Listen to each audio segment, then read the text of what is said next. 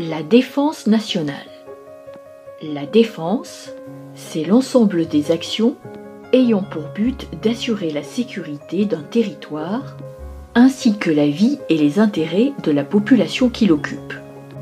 Si on associe souvent la défense à l'armée, cette vision est cependant assez réductrice. Alors, qu'est-ce que la défense et comment s'organise-t-elle en France ? En France, l'organisation de la défense est démocratique. Le président de la République est le chef des armées et le gouvernement est chargé de l'application des lois de programmation militaire votées par le Parlement. C'est ce dernier qui vote le budget de l'armée ou peut engager ou non l'armée dans un conflit. Si c'est le pouvoir politique élu par les citoyens qui décide, ce sont les armées qui appliquent les décisions. Dirigée par le chef d'état-major des armées, elle comporte 4 composantes. L'armée de terre, l'armée de l'air, la marine nationale. Tous les 3 dépendent du ministère de la Défense.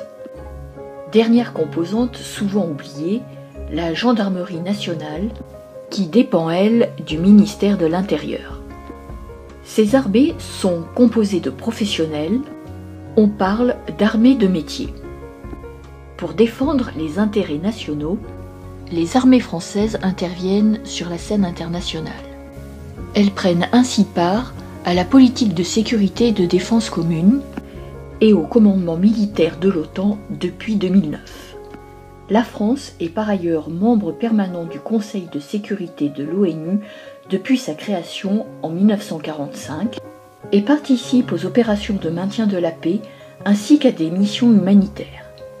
Dans un monde de plus en plus complexe et mondialisé, la défense et la sécurité nationale ont été repensées dans le cadre de la défense globale. Voyons maintenant ce qu'est la défense globale. Elle consiste à assurer la sécurité face à une multitude de risques. Ces acteurs, issus des forces armées et de la sécurité civile, interviennent dans plusieurs domaines et à toutes les échelles, de l'échelle locale à l'échelle mondiale. Il s'agit d'assurer la défense économique afin d'assurer les intérêts économiques de la France, de lutter contre les trafics d'armes et de drogue, ainsi que les contrefaçons. La défense culturelle assure le rayonnement de la francophonie à travers l'action des ambassades et des consulats dans le monde. La défense civile doit prévenir et protéger les populations contre les risques naturels ou technologiques en France et à l'étranger. Enfin, la défense militaire doit prévenir des menaces par la récolte de renseignements et par la lutte contre la cybercriminalité ou les cyberattaques.